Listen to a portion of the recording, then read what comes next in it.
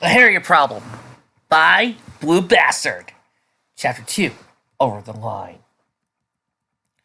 They were trying to what? Shouted the confused doctor. Uh-huh. I bet you got the idea for that big old performance Princess Celestia invited us all to come some weeks ago. Applejack replied, facial state emoting a combination of irritation and concern. It had been chaotic when Big Mac saw Scootaloo playing the wounded Applebloom along on her scooter. Acting with agility his large body implied didn't exist. The stallion almost trampled Scootaloo as he immediately transferred his youngest sister to a larger hay cart. It was already off towards Ponyville General by the time Applejack and Sweetbell caught up. And when those two, plus Granny and Scootaloo, reached the hospital, they found the filly had been taken to the ER, while Big Mac could do nothing but sit in the lobby and wait. For what seemed like forever, they all had waited in the lobby until the doctor finally came out and asked to see Applejack. He wanted to know what had happened, so Applejack explained what he saw, and she figured they were trying to replicate the knife-throwing act from Ponyazzi's surprise finale. Please tell me this is a regular occurrence with her. Applejack just rolled her eyes. To be honest, it's what seeing her friends do all the time as they keep trying to force their cue marks to appear. However, somehow they always manage to escape serious bodily harm, at least until they die.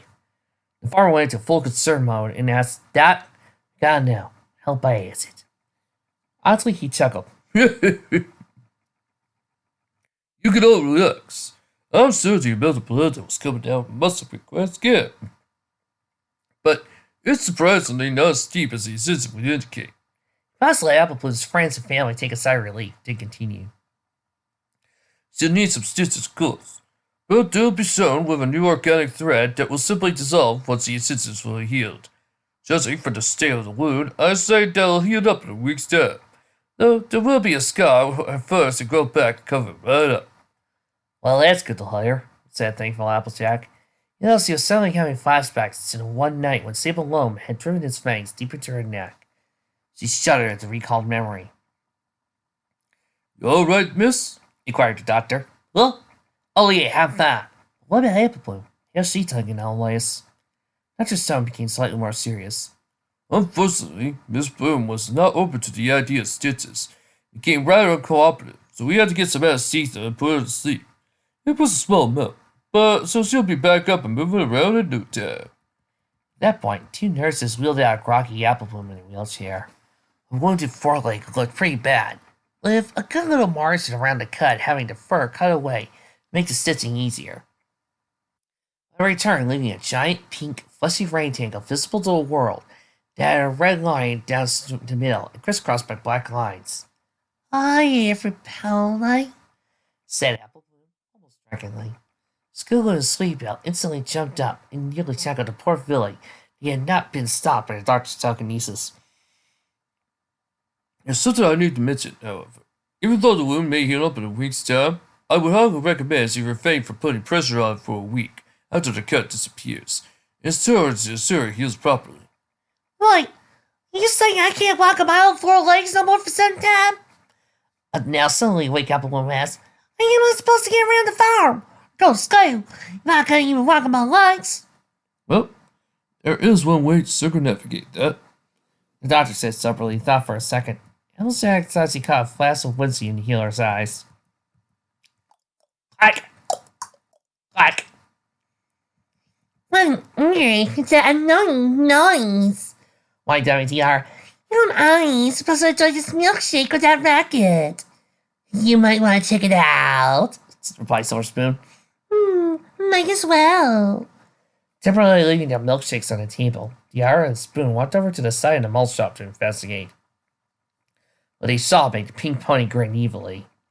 While he on the other side was the Apple family and the CMC, the latter of whom, Diamond Tiara, still held extreme animosity as for the information that ruined her cutesy Entra. But it was Applebloom that drew the filly's eye. For whatever reason, one of her forelegs was bandaged up and rigged to some kind of apparatus with several plastic pegs sticking up from the bottom. The clacking noise made was just as fight hitting the ground. What do you think happened to her? Asked Silver Spoon, trying to hide the fact she was actually concerned about the answer, for she knew Diamond Tiara wouldn't care if she couldn't take advantage of it somehow. Who cares? I know how we can still humiliate her with it tomorrow, replied Tiara, and the birds are cackling. Wordlessly, the two fillies returned to finish their shakes. Diamond, already coming up with plans to ruin Applebloom's life. Meanwhile, the oblivious group just kept on walking. It was starting to get late, so the apple squid escorts Scrooge sleep back home before returning to the farm for supper. This until they passed through the cube corner, upon which a pink form burst out of the top window and crashed to the ground. "Oh, guess what happened?" inquired a concerned Pinky, standing as he had just fallen 2 stories to a stock rock road in such a way that any other pony would have broken several bones upon impact. "Well, you're partially to blame, actually, Pinky," said Applejack. "What?" shouted Pinky. "How could you even think I would do anything that would cause physical harm to another pony? I mean, sure, there was that one time when I was babysitting the cake twins and they were driving me so crazy I wanted to set them in the oven and make baby cupcakes, bang!" "Pinky! You didn't accidentally do anything. At least not directly. What these 3 were trying to do was replicate that knife throwing trick you and Ponyasha did back at the circus." "Sweet, you can use magic?" So he was confused. No, I can't. At least, not yet, I can't. This doesn't have anything to do with what Ponyasha did. We all saw him throw this knife perfectly right at you." Pinky remained silent. As he looked down his sleeves, he just said something crazy like, "Set faces a hug," or some such. Then Pinky realized why everybody was so confused. "Oh, sorry, you guys wouldn't have known, but the whole knife trick thing was an illusion. Those weren't real knives Ponyasha was drawing. They were actually magical construct meant to look like real knives. I think Trixie remade them, if I recall correctly." That surprised Applejack even more. "What? Trixie Lulumo was there?" I would have thought some pony with her ego would have demanded a performance, but she wasn't even on the ticket. "Trixie's allowed to admit here." "I know, Trixie. She mentioned you, but you haven't shown up in this chapter." "This fic has until the end of the story to rectify this." "Trixie, you have your own show. What more do you want?" "You know the rules. I pop up every time there's one of these longer stories." Oy. "That's because she wasn't performing. She was the performance coordinator. Sure, she can put on a decent magic act, but that's mainly because her magic is as good as Twilight's. What she does know is how to plan out performances. Twilight herself said she recommended Trixie for the position." "Really? After Trixie had come to town and nearly destroyed it?" "Yeah, how she and Twilight became friends in that episode, I don't know. But that's beside the point. What is the point is that the knives weren't real or sharp. Trixie had enchanted them such that when Ponyasha threw them, it didn't matter where they actually would hit. They would actually slow down in flight so that they would be expertly thrown to be missed by me by super duper tiny amounts." "So what you're saying is that the whole knife throwing thing was faked?" "Yep. All Ponyasha did was throw the knives my way. The blindfold even had little slits in them so you could see right through it. He's talented, but he never done knife throwing before. I mean, really. Actually trying to do that legitimately with 0 experience, you had to be a few cookies short of a baker's dozen to think that was a good idea." She was oblivious to the nervous looks exchanged between the fillies. The apples, however, weren't. "Well, I'll get you some ponies will know better next time, eh?" rhetorically asked Granny, glancing down at the 3 Blessed Crusaders. "Anyway, we better get these youngins home. It's getting late." Pinky chirped, bidding her friends farewell before turning and heading back into the confectionery. Just tied too. Fucking down! Get out of this oven this instant! It was promising to be a good day as the school bell rang. Charlie was busy at her desk, doing some final organization of her lesson plan. Despite the one-room nature of the school, 2 counting the basement, Charlie only taught the morning classes. Another teacher, Autumn Chris, handled the upper-level classes for the teenage ponies in the evening. The mulberry-hued teacher sighed. While she loved being a teacher, the pay was actually higher than the national average. The castle has a lack of vacation days, as she and Chris were the only ponies with credentials for teaching kids in town. And although she knew many of her students meant well, the constant headaches at the job were a thing she would only be too happy to take a break from. "Good morning, Miss Charlie," spoke a voice Charlie knew only too well. For whatever reason, Diamond Tiara and her PFF, Silver Spoon, were at the school far earlier than usual. Far happier about it, too. Although it was obvious Spoon's wide grin was a little forced. Oh, good morning, girls, Said Shirley, putting on a smile of her own, even if that wasn't what she felt like doing. You're here awfully early, aren't you? Well, we're so eager to come and learn today, we couldn't stay away. Especially when it's our favorite teacher in class. Like the only teacher you ever had, thought Shirley. Thankfully, more students started to arrive to prompt Diamond Tiara and Silver Spoon to break out the awkward conversation.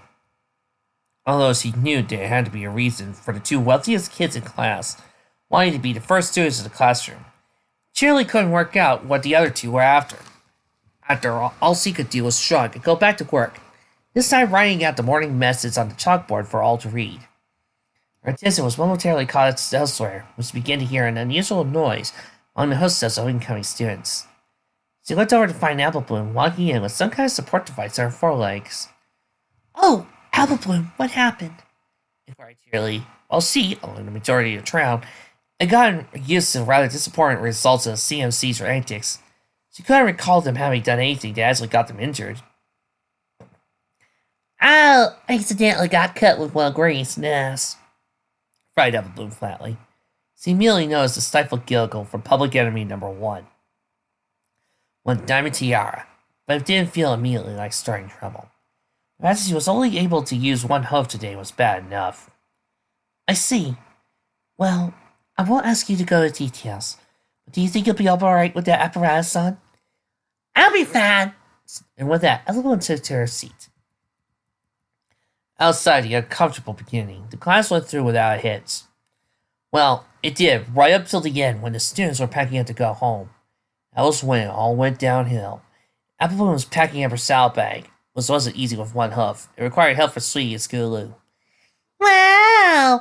I didn't think an injured foreleg could make even a work pony less than useless. Called out Diamond Tiara, a malicious grin on her face. Applebloom just sighed. Tiara, will you please not start this today? I really don't want to. Oh, what's the matter? That busted leg take out all your confidence? Scoots was next. Well, so now you're picking on ponies who are injured? That's a new low for you. Especially considering how low you already were. Yellow Grin got wire. Not as low as a flightless Pegasus such as you. Sweetie tried to defuse the situation. Just ignore her, girls. She's just looking for... You know, I wonder why you three just don't call yourself the cutie mark failures. Since you're the only lamos in the school who don't even have their cutie marks. In fact, I'm betting the injured foreleg was the direct result of what you're due to test to get them, wasn't it? Maybe you should three take that as a sign meaning perhaps you don't have special... Enough! Shouted Applebloom, slamming her hose on the table. Suddenly, all eyes were on the confrontation taking place. Including Shirley, who had been distracted by talking to Fairway about his latest set of pictures for the full free press. Looks like I hit a nerve, didn't I? I'm willing to take a laugh from you, seethed the old filly, raising her head to look at Diamond Tiara in the eyes. But I will not tolerate some pony say me and my friends will have special attempts when at some point doesn't have one herself. Tiara was not expecting this kind of resistance. The second wasn't again anything concerned. How dare you say such a thing, you country hick? Now, girls, said Shirley, trying to intervene unsuccessfully. Oh, I had liar, because I couldn't realize that even though you have a cutie mark, you don't know what your special talent is. I know very well what my special talent is, blink, blink. And well, is it? I'll serve every pony wants to know. Diamond Tiara opened her mouth to speak, but then realized Applebloom was right. The honor of flank when Macy had special talent, but like for her, she had no way to explain what it was. Well, my special talent is being important. She blurted out, trying to save face. Fortunately, it was clear no pony by it. Even Silver Spoon looked incredulously as her friend, not believing she just said those words. Diamond Tiara continued regardless. Very least, I'm more important than you, suggested Applebloom dramatically. I think your father will say otherwise, smugly replied the boat-wearing Apple. What does my father have to do with this? Stammered a sharp Tiara. This is not how she planned things to go. She should have been in control, and Applebloom reduced to tears. Yet Yet somehow the young apple farmer instead had some sort of advantage. Same time, all those not involved directly in the confrontation went nervously around, especially Scootaloo and Sleepbell. This wasn't like the Applebloom they knew so well. Normally she would have just stood her ground against the insults. But now that the mighty Diamond Tiara was losing ground, the cute bow-wearing filly suddenly became a lot scarier. Everyone, you say I'm not as important as you? Well then, tell me how to make Sam able to play him. What does that have to do with this? Questioned Diamond Tiara again. She didn't understand where her former target was going, but it wasn't looking pretty. Oh, of course. I should have known better than expect you to remember what my granny said back during Family Appreciation Day. Especially the part how the only reason your family got involved with selling stuff is because my granny can fit Sam Pebble Jam. And even today it remains one of your father's best-selling products out the whole year. So what? You're still just a worthless blank toilet on some useless farm. Not even so. At least I help my family stay afloat by working the land. Even though I never get my cutie mark, I'll never know my special talent. At least I'm not some brain wannabe princess who hasn't worked a day in her life. That was it. The royal gauntlet had been thrown down. Applebloom, who had slowly walked around the desk and got face to face with her enemy, just breathed heavily and glared at Diamond. Firstly, the clown filly had shrunk back from Applebloom out of complete fear. It would take months to try to regain a social standing, this one argument taken away from her. But there was one thing she could resort to, the one thing that could save the situation. Maybe so, Applebloom, but at least my parents were morons who froze themselves to death. The collective gasp silenced even the crickets. It's also sent Terry out the daisy entrance when Applebloom started wailing against the R. Now, girls, that's enough. She sighed, trying to regain control, but it was too late. Diamond had struck down Applebloom's hair trigger. Don't you dare talk about my parents like that! You sorry little spoiled bitch! I'm awful sorry what my granddaughter said to yours, Mr. Rich. I just don't know what got into her. It's not your fault, Miss Smith. My daughter probably started the whole thing. It's just guilty of what happened as Applebloom. Granny and Filthy Rich are standing outside the schoolhouse. I just finished talking to Terry about the incident involving Diamond Tiara and Applebloom. The two fillies in question had been escorted home by the other family members. Applebloom by Big Mac, Diamond Tiara by her mother. Spoiled Champagne Dreams! I prefer that name, actually, if you want to be honest. Your daughter, I'll be honest, she doesn't seem to have any interest in being nice to anybody, really. Especially not to my granddaughter. I fear it's my fault, really. She's always been my little princess. Nothing will change that either. She's become spoiled and believes the wealth she's in line to inherit already makes her the most important pony in town. That neither my wife nor I are usually around to do business probably doesn't help that. However, I do believe her focus on your granddaughter is mostly out of jealousy. Granny Smith was surprised. Jealousy? Ask me if I'm wrong, but your family lives rather seriously compared to how we apples know how extreme things. True. The you apples have such a Diamond Tiara will never be able to have, no matter how much money she tries to throw at a problem. Applejack. You know my big sister? I'm pretty sure there's some kind of program for that. Rainbow signed up so she could be School's foster big sister. Nope. Though having a surrogate older sister will probably be good for Tiara. She wants us to be part of the highest echelons of society, be famous for being famous, and have exclusive connections. I cannot tell you how she'll rant about how Applebloom doesn't deserve to have the things, because she's just an apple farmer, and have a close relationship to the royal family. If you consider being your due chores or something, my here to work might change her opinions. Even if that is must make her do so. That's an idea to try. Oh, it's that time. I really need to go. My family will need me for dinner. Same here. Oh, do you still want that Sam Apple Jam ready next week? That'd be lovely, Mrs. Smith. With that, the two business partners bid farewell and left for their homes. The two fillies waiting were in deep trouble. Applebloom knew the only reason she wasn't in nearly as much trouble as she should have been was because of her injury, although she was still grounded for a week. Despite being patched up, it still hurt if pressure was put on it. It's going to make sleeping rather difficult. Just to be sure, she moved to touch it again. Yep, still hurt, but not as much. She raised an eyebrow at that, starting something fierce just a few hours ago. Now it felt really sore. Maybe the doctor was wrong about the time frame and how long it would take to heal up. Not like a Myers. Mumbled Applebloom, nuzzling herself down to the bed cover was asleep. She was grounded. She was injured. She was no closer to a cue mark. But she was alive. Best of all, she made Diamond Tiara look like a fool in front of the entire class. Must have been totally worth being grounded. It still brought a smile to the young filly's face. On the other side of town, a very irate Diamond Tiara powdered in her room, also having been confined to her quarters for 7 days. Yes, it's all that stupid farmer's fault. Making me look bad in front of every pony. I will not, cannot accept being outdone by that blank flank. I'll sell her once and for all when I get the chance. That injury of hers will be nothing when I'm done with her. Her all-declared promise of revenge made, she promptly tucked herself in a double-sized bed, began to dream of various ways to grow up as a member of the Carolina elite. At the same time, deep within the confines of the Everfree Forest, where Celestia once created a giant crater in a failed bid to earn the coast of Lancashire, something stirred. At the bottom of the crater, where the remains of a shattered tombstone remained, silence was interrupted. Like a whisper but a cover of breath of a pony exhaling, something started to sleek out of the ground.